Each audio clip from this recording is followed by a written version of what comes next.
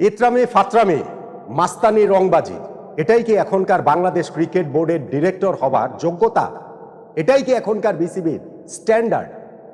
M Nazmul Islam নামে একজন BCB পরিচালক গতকাল তামিম ইকবালকে নিয়ে নিজের ফেসবুকে যা লিখেছেন সেইটা জঘন্য, ঘৃণ্য।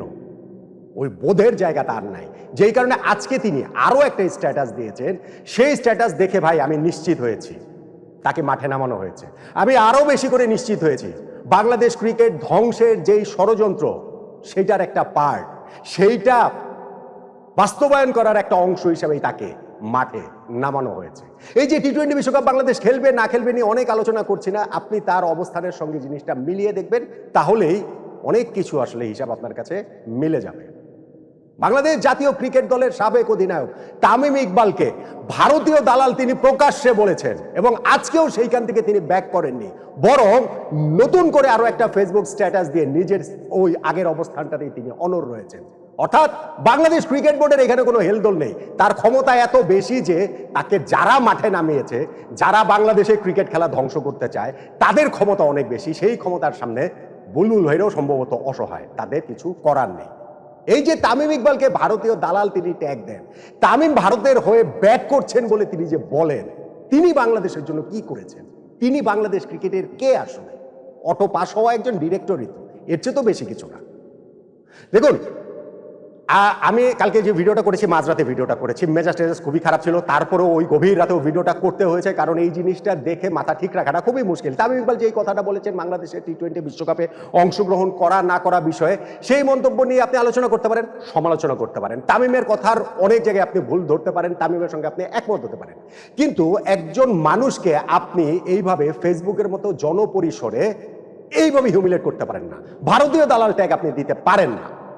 হ্যাঁ, সেটা এখন পুরো দেশের স্রোত, পুরো দেশের হাওয়া, বেশিরভাগ মানুষ খুশি হচ্ছে, বেশিরভাগ না অনেকেই খুশি হচ্ছেন। সেই খুশিতে ভেসে গিয়ে আপনি আরো একটা স্ট্যাটাস দিয়ে দিয়েছেন। আমাদের ক্রিকেটাররা কি এতই ফেল না? আমাদের ক্রিকেটারদের কি দেশের হয়ে কোনো কন্ট্রিবিউশন নাই? উনি আগে কি বলেছেন সেটা আপনাদের একটু বলি। এম নাজমুল ইসলাম নামের এই ক্রিকেট বোর্ডের ডিরেক্টর, তিনি গতকালকের স্ট্যাটাসটাতে তামিমের ছবি দিয়ে, তামিমের একটা মন্তব্য জুড়ে দেওয়া একটা ফটোকার্ড দিয়ে তিনি লিখেছিলেন, এইবার আরো একজন পরীক্ষিত ভারতীয় দালালের আত্মপ্রকাশ, বাংলার জনগণ দু চোখ ভেড়ে দেখলো, এবং বাংলার জনগণ এতে খুব লাফাচ্ছে। জনগণের একটা অংশ খুব লাফাচ্ছে যে না না না, তামিম যেটা বলেছেন সেটা ঠিক না। কেন আমরা ভারতের কাছে, যে ভারতের মাটি থেকে বিশ্বকাপ খেলবো, কেন আমরা তাদের কাছে নতজন হবো? বাংলাদেশ ক্রিকেটের যে দীর্ঘস্থায়ী ক্ষতিটা হবে, যেটা তামিম ইকবাল বোঝেন, সেইটা বোঝার বোধ ভাই আমাদের অনেকেরই নাই। এই কারণেই আমি কালকে যে প্রথম ভিডিওটা করেছিলাম, তামিমকে ধন্যবাদ দিয়েছিলাম যে অ্যাটলিস্ট ওই রকম একটা জায়গাতে, সেকেন্ড থটের জায়গাতে অনেকে আসবেন। যাই হোক, এই নাজমুল ইসলাম সাহেব ভদ্রলোক, কোট আনকোট ভদ্রলোক, তিনি তার এই অবস্থানের পর কালকে স্ট্যাটাস তিনি নাকি সরিয়ে দিয়েছেন। তারপরে আমি ভেবেছিলাম যে হ্যাঁ, একটা দুঃখ প্রকাশ করে অন্তত পক্ষে একটা স্ট্যাটাস দিবেন বা কিছু একটা, কিসের কি। তিনি আজকে স্ট্যাটাস লিখেছেন কি আপনি দেখেন, মুস্তাফিজ ইস্যুতে বাংলাদেশ ক্রিকেট দল যখন ভারতের নিরাপত্তা ঝুঁকিতে, মাননীয় ক্রীড়া উপদেষ্টা বিষয়টা আন্দাজ করতে পেরে আসন্ন টি-20 বিশ্বকাপে বাংলাদেশের ম্যাচসমূহ ভারত থেকে শ্রীলঙ্কায় স্থানান্তরে বিসিবিকে আইসিসির সঙ্গে আলোচনা করতে বলেছেন। মাননীয় পররাষ্ট্র উপদেষ্টা পর্যন্ত সমর্থন করেছেন ক্রীড়া উপদেষ্টার সিদ্ধান্তকে। এমন এক পরিস্থিতিতে দেশের জনগণের সেন্টিমেন্টের বাইরে গিয়ে ভারতীয়দের হয়ে ব্যাট করছেন আন্তর্জাতিক ক্রিকেটে বাংলাদেশের জার্সিতে 15,000 রান করে এক লেজেন্ডারি ক্রিকেটার। এটা আমার একান্ত ব্যক্তিগত অভিমত, প্লিজ এই মন্তব্যকে অন্যভাবে নেবেন না। ব্যক্তিগত মতামত মানে ফাজলামো নাকি? বাংলাদেশ ক্রিকেট বোর্ডের ডিরেক্টর আপনি, ব্যক্তিগত মতামত আবার কি? অন্যভাবে নিবেন না আবার কি? আপনি বাংলাদেশ জাতীয় দলের সাবেক অধিনায়ক, যিনি দেশের হয়ে 15,000 রান করেছে, যিনি বাংলাদেশকে এত এত ম্যাচ জিতিয়েছে, যিনি এক হাতে পর্যন্ত ক্রিকেট খেলেছেন নিজের নিরাপত্তা ঝুঁকিটা নিয়ে, তাকে আপনি বলে দিচ্ছেন ভারতীয়দের হয়ে ব্যাট করছে, তাকে আপনি বলে দিচ্ছেন ভারতীয় দালাল, আবার বলবেন যে এইটা ব্যক্তিগত মতামত। প্লিজ অন্যভাবে কেউ নেবেন না। ফাজলামো, পুরো দেশ যেভাবে ফাজলামের মধ্যে চলছে ঠিক সেইভাবে আপনিও ফাজলামো করবেন। ক্রিকেট বোর্ডে এটা হাততালি দিয়ে দেখতে থাকবে, দেখুক, আমরা দেখবো না। দেশের মানুষ ক্রিকেট খেলা যারা দেখেন, বাংলাদেশকে তামিম ইকবাল কি দিয়েছেন সেগুলো যারা জানেন, তারা এটা হাততালি দিবেন না। ভাই আবেগে ভেসে যান না। তামিম উনি যেটা বলছেন টেকনিক্যালি রং। তামিম ভারতের কথা কোথাও বলেন নাই। তামিম বলেছেন আইসিসির কথা, তামিম বলেছেন 10 বছর পরে বাংলাদেশের ক্রিকেট কোথায় থাকবে, তামিম বলেছেন যে ক্রিকেটের ভবিষ্যতের কথা ভেবে সিদ্ধান্ত নেবার কথা, তামিম বলেছেন যে বিসিবি সরকারের সঙ্গে পরামর্শ করলে স্বাধীন সিদ্ধান্ত যেন বিসিবি নেয়, সেই কথা। কোন কথাটা ভুল বলেছেন? আচ্ছা, আপনি ভুল বলেছেন ধরতে পারেন, তাই বলে আপনি ভারতীয় দালাল ট্যাগ দিবেন? তাই বলে আপনি ভারতীয়দের হয়ে তামিম রান ব্যাট করছে এই কথা আপনি বলবেন? আচ্ছা, আমি একটা খুব এক্সপেক্ট করেছিলাম যে এই ঘটনার প্রেক্ষিতে বাংলাদেশের ক্রিকেট আঙ্গন গর্জে উঠবে, ফুসে উঠবে, এবং তারা অন্তত পক্ষে সোশ্যাল মিডিয়াতে হলেও, নিজেদের ফেসবুকে স্ট্যাটাস দিয়ে হলেও তামিমের পাশে থাকার ঘোষণাটা দিবেন।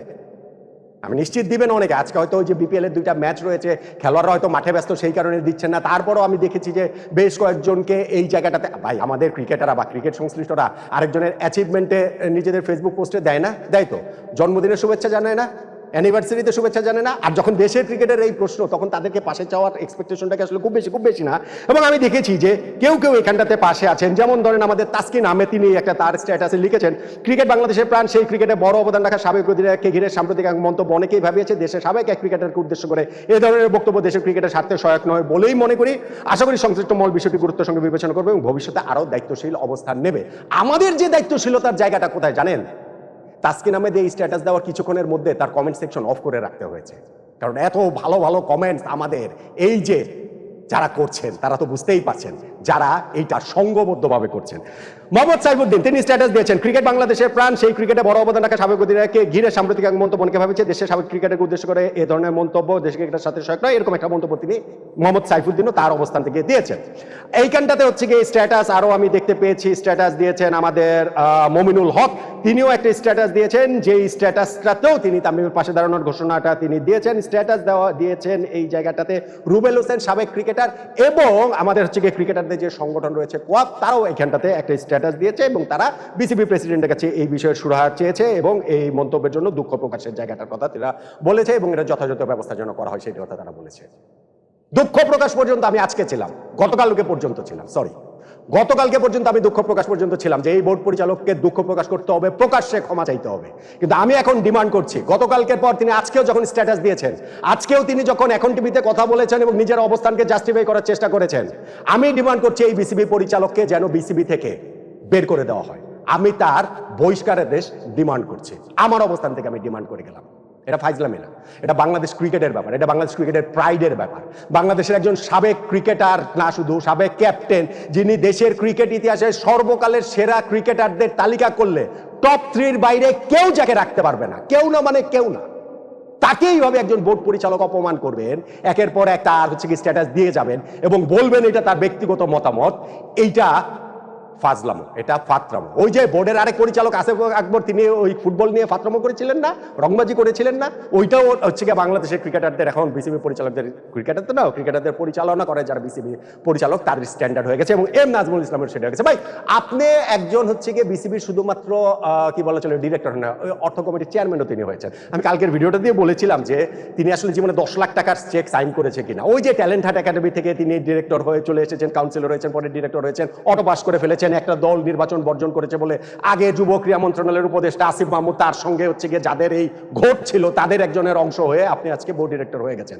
এবং সেই বোর্ড ডিরেক্টর হয়ে আপনি কি কি করছেন সেইখানটাতে আমাদের ক্রিকেট দল, ক্রিকেটাররা যে অনুশীলনের সময় ডাব খায়, এত ডাব খায় কেন সেইটা পর্যন্ত আপনার প্রশ্নের মধ্যে আছে।